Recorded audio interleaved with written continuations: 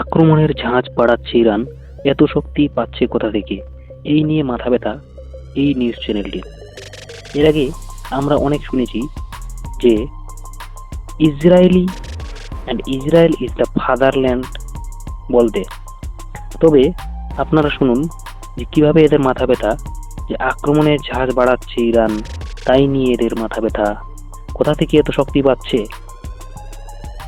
চলুন বিস্তারিত শুনি এই নিউজ চ্যানেলটিতে কি বলেছে এরা। কিন্তু মোসাদ আর সিআইএ তারাও কি সুরক্ষিত? কারণ আমরা যে ঘটনাগুলো দেখতে পাচ্ছি গত কয়েকদিন ধরে, সিআইএর যে অফিস সৌদি আরবে রিয়াদে, সেখানেও কিন্তু আমরা দেখলাম যে ইরান হামলা চালিয়েছে, এটাও আমরা দেখেছি। আবার অন্যদিকে আমরা দেখেছি যে ইসরায়েলে, যেখানে একেবারে আয়রন ডোম একেবারে ঘিরে রেখেছে জেরুজালেমের, সেই জায়গাতে আয়রন ডোম ভেদ করে ইরানের মিসাইল গিয়ে মেরেছে এবং সেই জায়গাটা শেষ হয়ে গিয়েছে। সুতরাং কোথাও গিয়ে এই মোসাদ আর সিআইএও কি আজকে সুরক্ষিত নয়? এর পেছনে শক্তি টাকার, বুদ্ধি টাকার। আপনি পুতিনের কথা বললেন, রাশিয়া কি কোনোভাবে হেল্প করে যাচ্ছে ইরানকে? না হলে একটা ছোট দেশ এত অস্ত্র কোথা থেকে পাচ্ছে? দেখো বুদ্ধি বা কোথা থেকে পাচ্ছে? শোনো আমার, এত বুদ্ধি বা কোথা থেকে পাচ্ছে?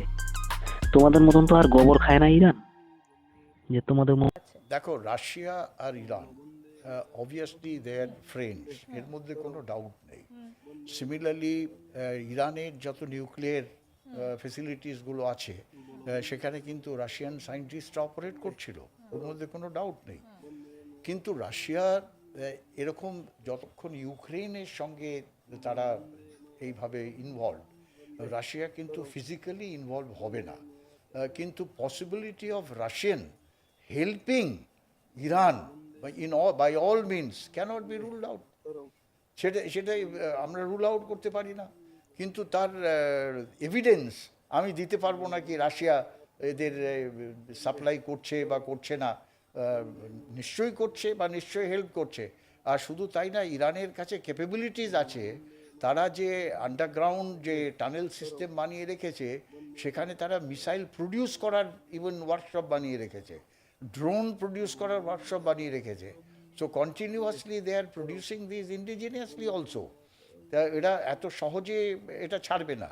আর আরেকটা জিনিস লক্ষ্য করো যে এখন পর্যন্ত ইরান যে সমস্ত মিসাইল বা ড্রোন ইউজ করেছে, সেগুলো maximum western Iran, west and southern Iran থেকে তারা ইউজ করেছে। কিন্তু তাদের এই মিসাইল সিস্টেমগুলো is spread throughout Iran. তার মানে ইস্টার্ন সাইডটা কিন্তু তারা এখনো অ্যাক্টিভেট করেনি। তার মানে ইস্টার্ন সাইডে তাদের যে মিসাইল সিস্টেমগুলো আছে সেগুলো ইরান হোল্ড করে আছে, যে এগুলো এখনো ব্যবহার করার সময় আসেনি। যদি সময় আসে তখন আমরা এগুলো ব্যবহার করব।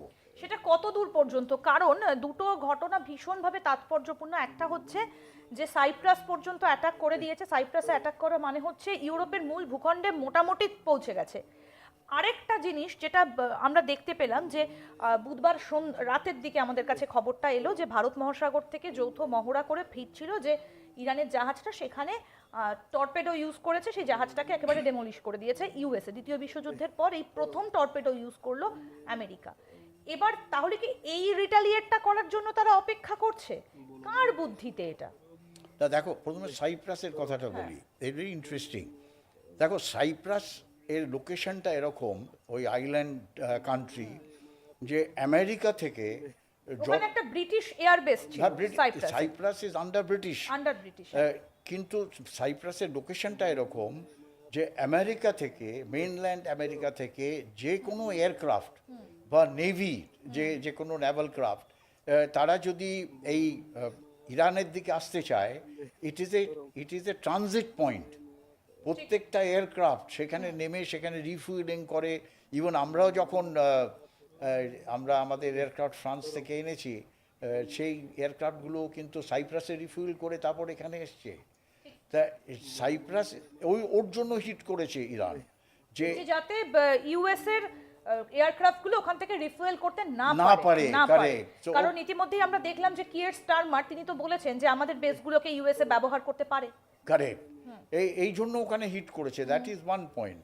কিন্তু ইউরোপের সঙ্গে তারা এই মুহূর্তে যুদ্ধে যেতে চায় না, বাট ইউরোপের একটা ভয়, যদি নিউক্লিয়ার ওয়েপন ইরান করে তাহলে Europe also will be under threat. সেইটাও একটাই চিন্তার বিষয়, যে এরা যদি নিউক্লিয়ার ওয়েপন নিয়ে নেয় ও through their missile system is already they have got, এরকম আমরা শুনতে পেলাম they have even got intercontinental ballistics missile. Iran বলছে আমাদের ইন্টারকন্টিনেন্টাল ব্যালিস্টিক্স মিসাইল, তার মানে আমেরিকান মেনল্যান্ডেও ইরান মিসাইল মেরে হিট করতে পারে। এটা অবশ্য আজকাল অনেক কিছু খবর বেরোয়, এর এগেন সাপেক্ষ হতেও পারে, সারপ্রাইজ রাখার জন্য তারা এখনো কিছু করছে না, বাট সুযোগ পেলে বা সময় এলে যদি তাদের if they get hit into the wall, যদি দেওয়ালে ঠেকে যায়, তাহলে you do not know they can take out their Brahmastra and hit an intercontinental ballistics missile into the